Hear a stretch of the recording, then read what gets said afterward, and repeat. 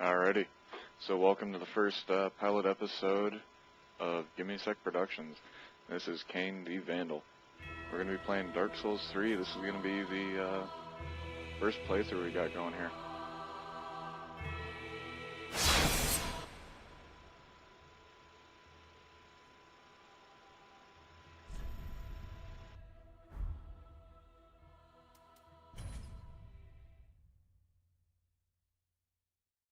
Yes, indeed. It is called Lothric, where the transitory lands of the Lords of Cinder converge.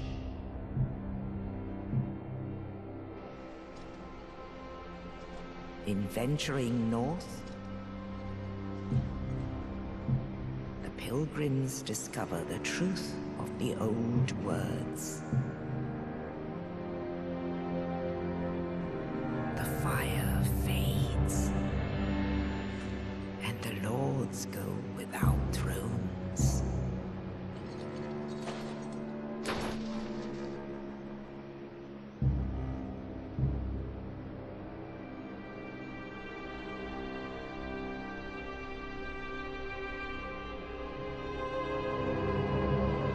When the link of fire is threatened, the bell tolls, unearthing the old lords of Cinder from their graves.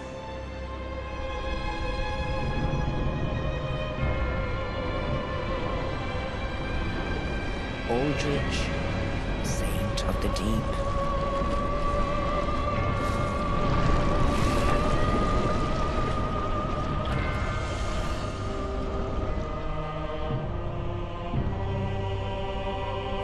Farron's undead legion, the Abyss Watchers.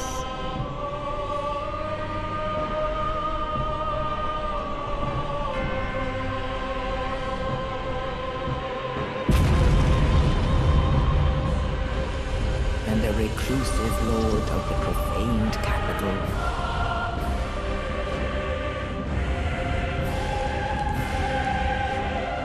Yon the Giant.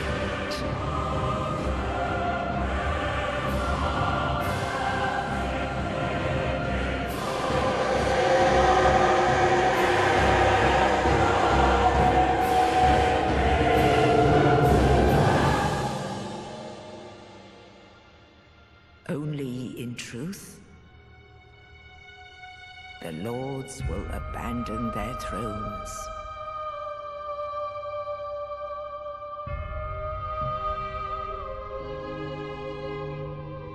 And the unkindled will rise.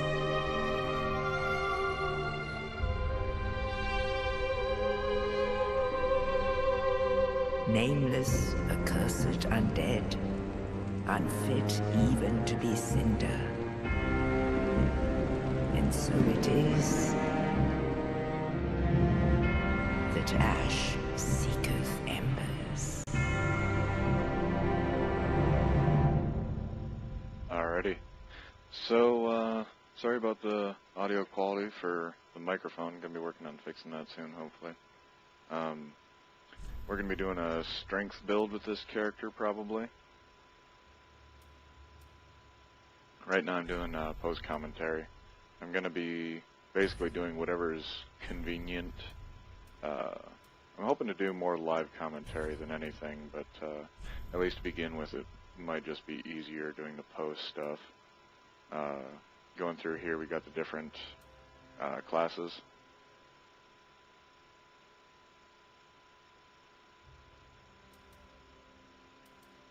I'm comparing the Knight and the Warrior there to see what'll give me a better jump towards my overall build. Really, what you pick in the beginning isn't like anything set in stone. It's different starting equipment, different base levels, but everything you start with, you can get as a different character. So it's not that big of a deal if you kind of change your mind later. You can even respec after a while. So, the depraved. That's for when you want a challenge. You start with nothing and completely average stats.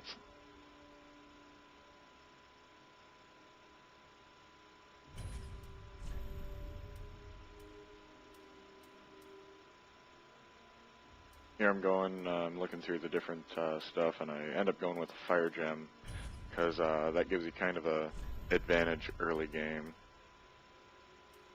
You'll kind of see why later in the video.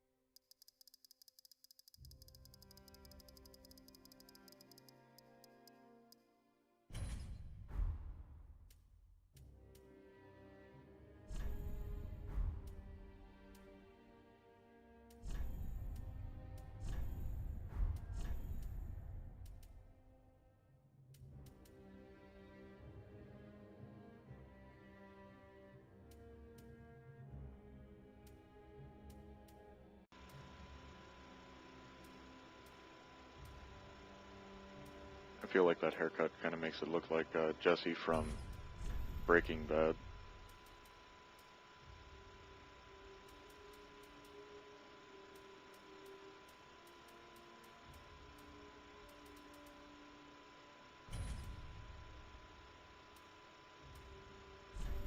So on this channel we're going to be doing a lot of different stuff.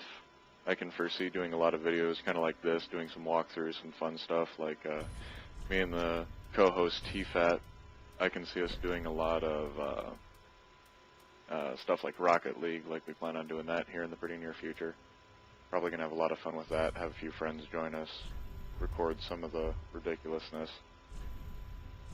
We're going to be doing stuff like talk shows, some like basic news stuff.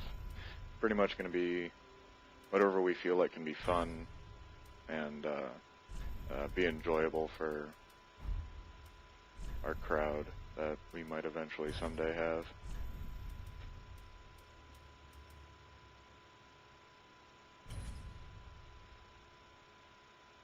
Gotta go with hot pink eyes, why wouldn't you?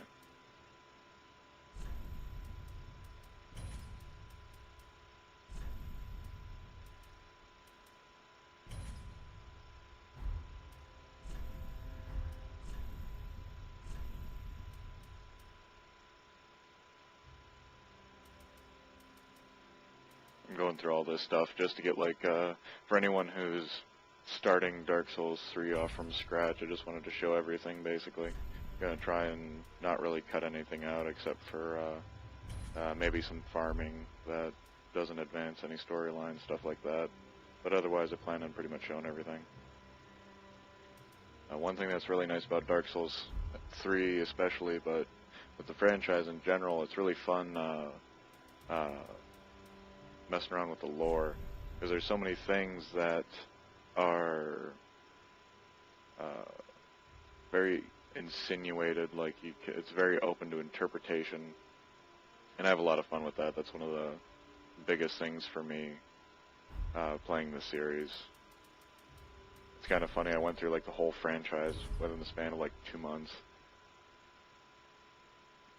Buddy got me to start playing 1, and it was all downhill from there. I just got hooked.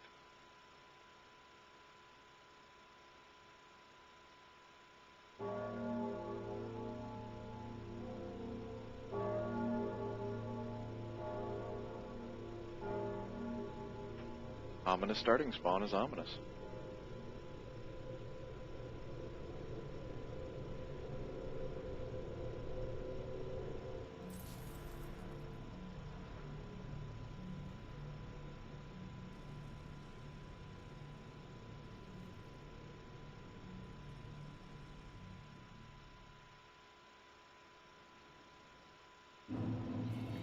So starting out here, you know, you've got on the D-pad, you've got your Estus Flask, which is how you're going to heal. I've started out with an axe weapon and a shield. All these are in the beginning here, the like first tooltips, your strong and quick attacks.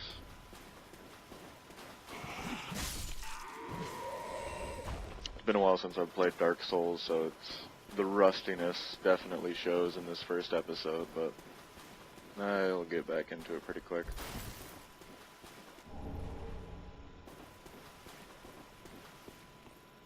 I'm going to go through all the flavor text of these items. Most of them I have a look at the end of the episode.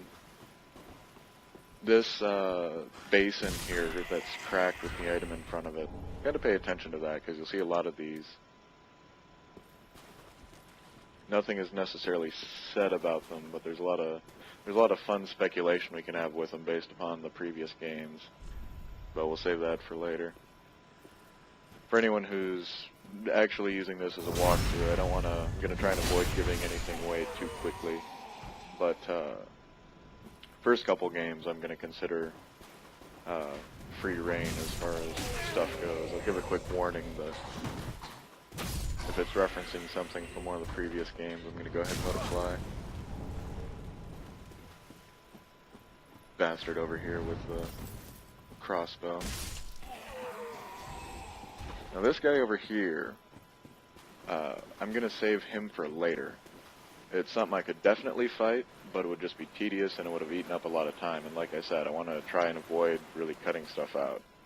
So this guy over here is a grown-up crystal lizard. You'll see them in action before too long, and the item he gives is for it's upgrade material. So it's definitely important, but I'm just going to save it for when it's less tedious. I could have fought him, but it would have probably taken 15 or 20 minutes of dodging and swiping, and that just didn't sound too appealing to me at the time.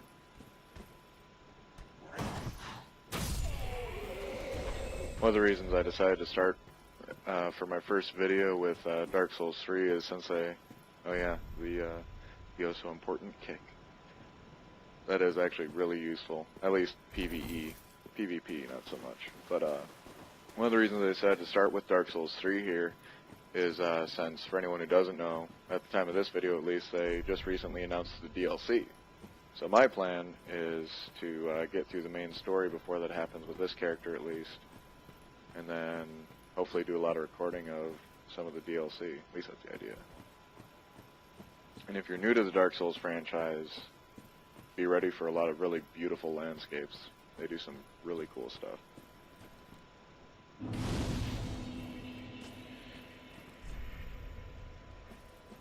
That gives you the tooltip for Estus. Blue Estus Flask is for magic, if using that. This character is really not going to use it much except for I might do a healing spell. This took me way too many tries.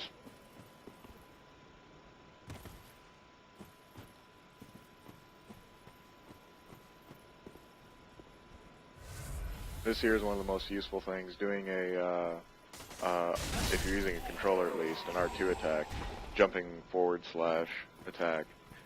Really handy if you're above an enemy because it does tons of damage, especially on bosses.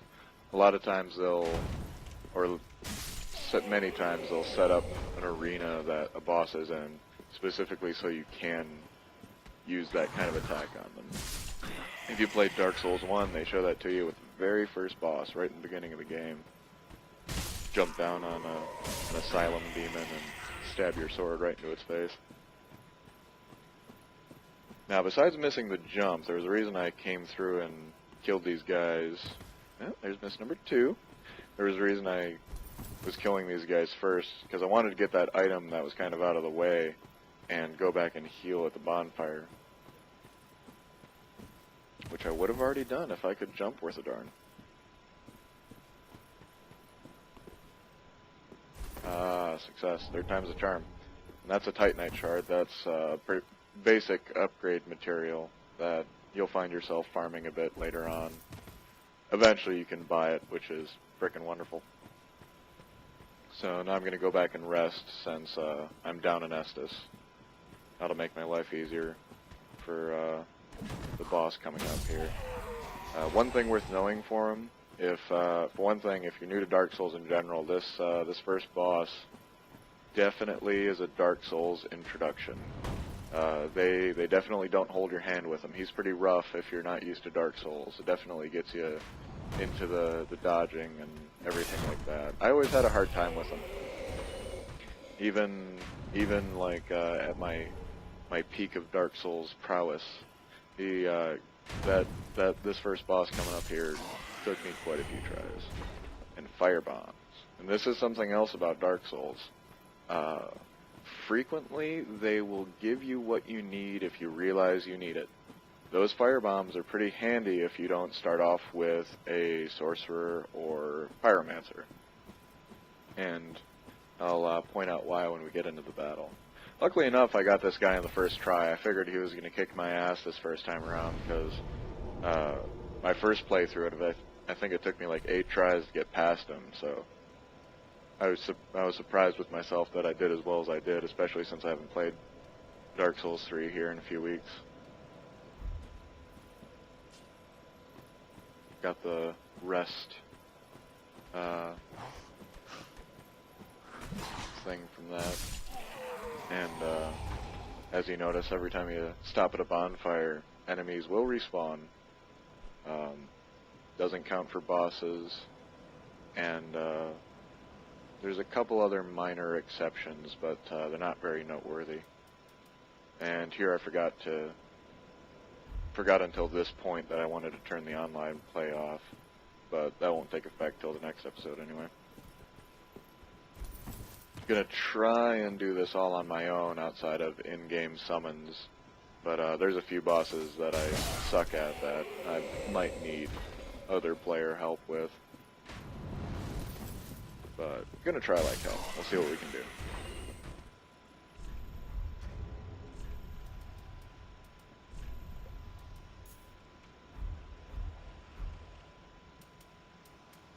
Yeah, so there I'm equipping the fire bombs that I mentioned previously. But yeah, you gotta. It helps to pay attention to the items that they put in front of your face, because more often than not, there's a reason they're there. Sometimes it's a red herring, but generally it's there for a reason. In this item here, I forgot to read its description, so I'll read it real quick. Sword missing from the shrine bonfire. Cannot be equipped as a weapon. Thrust into the shrine bonfire to restore its power and enable travel between bonfires. This sword is only bequeathed to chosen Ash, as judged by Ludix, who awaits the arrival of Ash as a scatter. So that's that thing that we just pulled out of his chest. Like I said, I forgot to read it before I used the item. So, fighting this guy, you can see that his HP goes down pretty quick. But when he gets to about half HP, he changes form.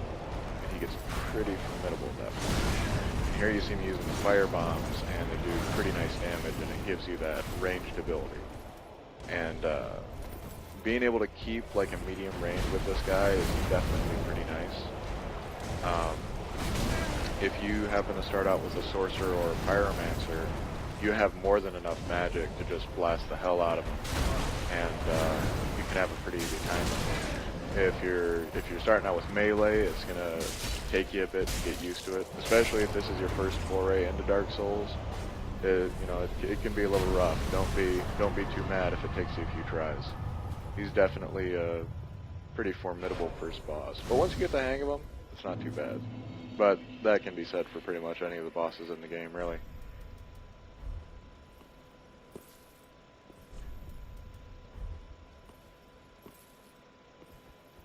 I was really happy with myself that I got it on the first try. I was expecting it to be like 5 tries. But then through here, for anyone who's played the first game, this area here is a pretty cool moment coming up. It sends you through kind of a loop. Broken straight sword. That's something else that's kind of cool if you ever played the first game. One of the strongest weapons in the game but also really inconvenient to use, required a broken straight sword as a component.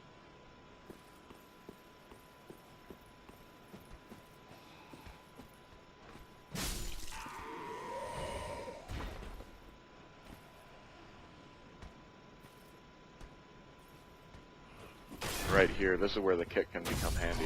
If you get the timing right, you'll actually do a special attack with it, but I didn't have it there.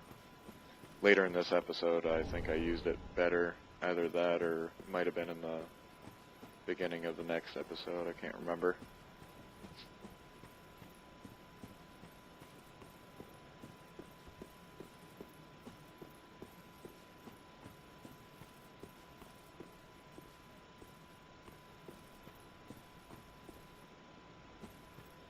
One thing that's really important is pretty much no matter what character you're doing, you want to learn stamina management.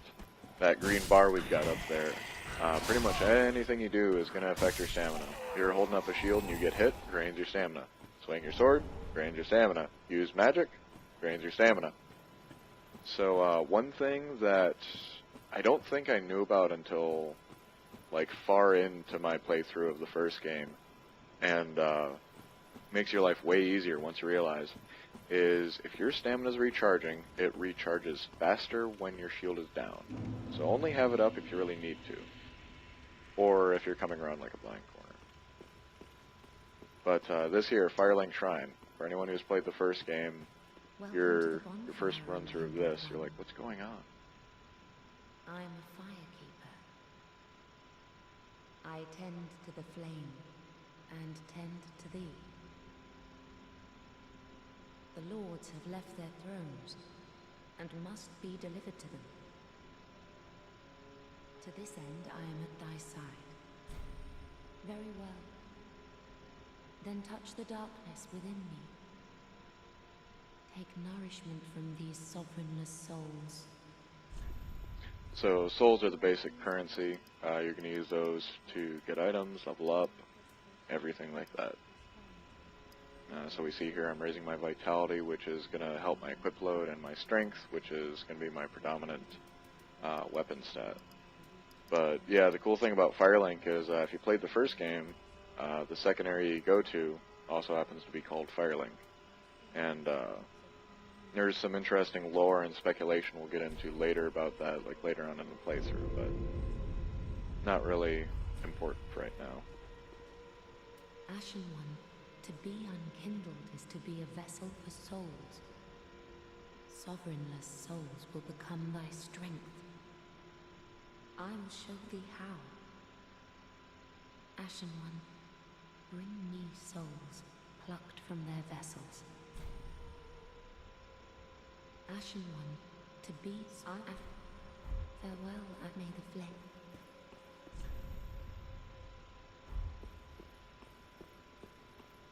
A pleasure to make thine acquaintance, Ashen One. I am but a humble handmaid of the shrine. Sure, Weapons, humble handmaiden. armor, trinkets, and spells. I've lots of little things to ease the burden of a weary traveler.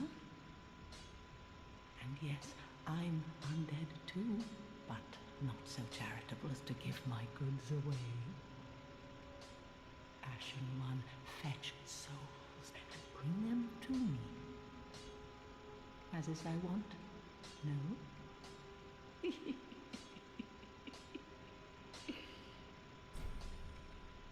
So yeah, this is going to be one of your main merchants.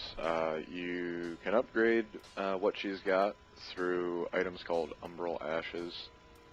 Basically, it's the ashes of a past undead that, for some reason, give them to her, and she can sell items that were associated with them. Don't ask questions. Gameplay consideration. I'm looking at that torch because we're going to be getting that in the not too distant future, really handy.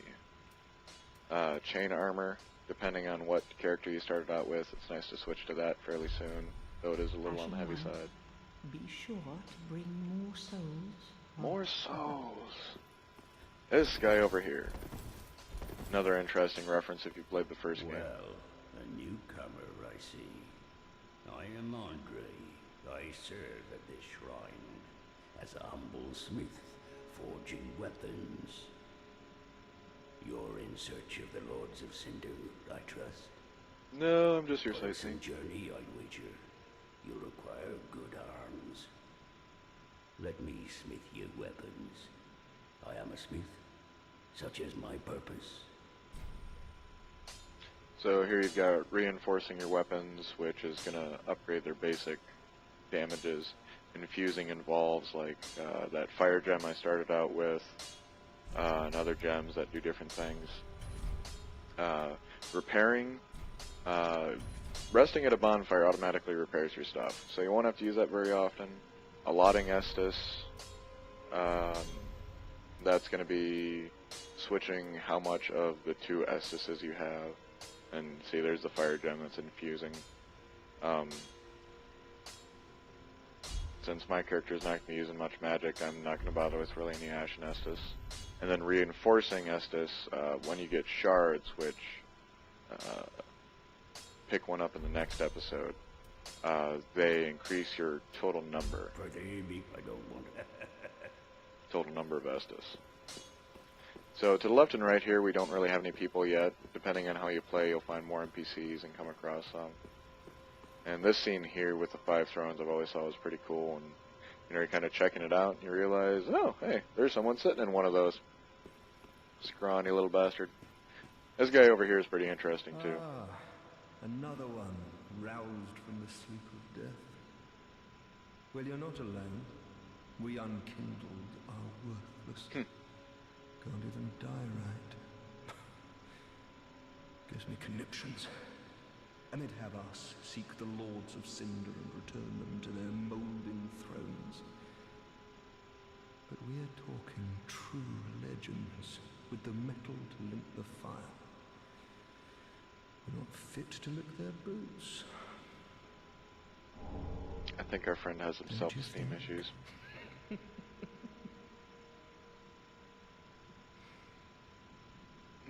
The collapsed jester is fun though.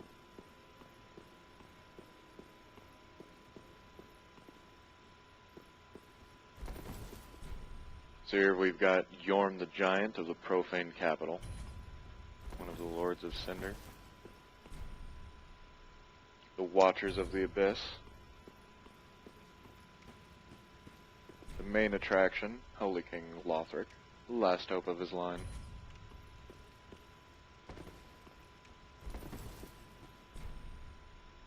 Ludleth the Exiled, and that's the one that's got somebody chilling in that chair.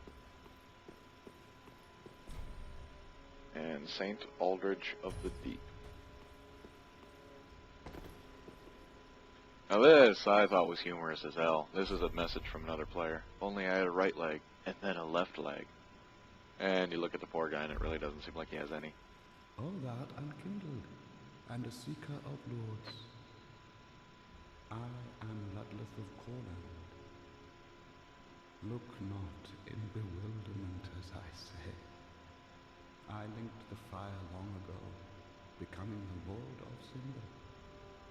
If substantiation be thy want, set thine eyes upon my charmed corpse.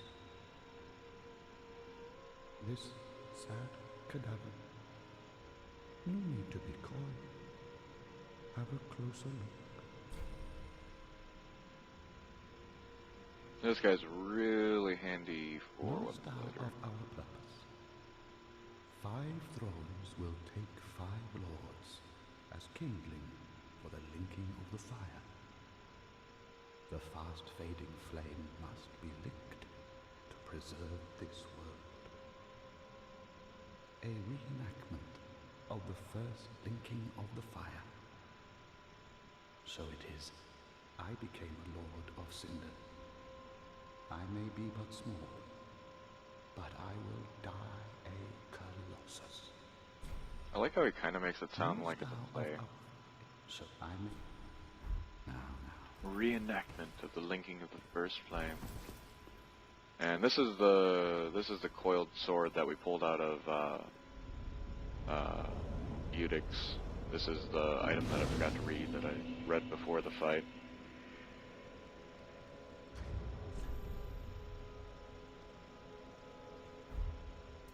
And so here we're going to check out some lore. We've got the journey of an undead has always traced the bonfires. No journey of import has ever been made without one.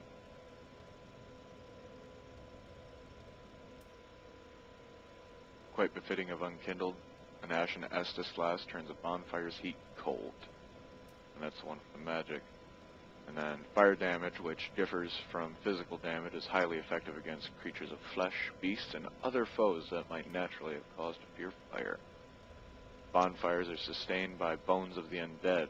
In rare cases, the previous owner's strong urge to seek bonfires and chance their own bones with a homeward instinct.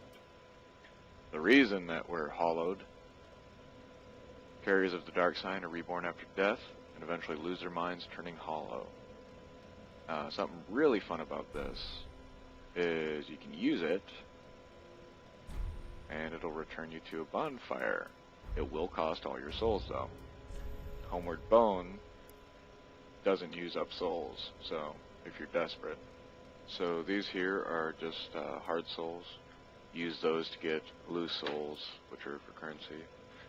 This gem you can use to go back home when you're playing multiplayer. But if you use it a bunch, you have to use this item to kind of set things to 0. This is the fire gem. This will be using pretty soon. It gives fire to your weapons. Then we got the Titanite shard.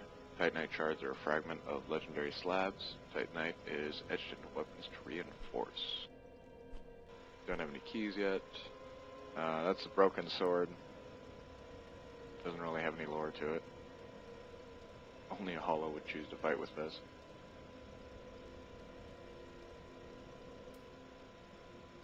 The battle axe. Easily wielded axe crafted for battle and inflicting standard damage. Nothing really too story important there. Which I think that's most of the stuff. Wooden shields are light, manageable, and offer relatively high magic absorption and lightning absorption for that matter. All this northern stuff has cold damage, cold resistance, which is kind of cool.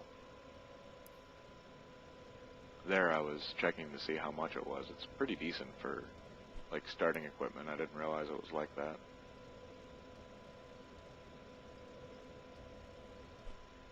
Yeah, again, none of this stuff really gives you much story or lore related flavor text, but I still wanted to go through all of them to be thorough. That about covers it. So, that's the end of this episode. See you next time.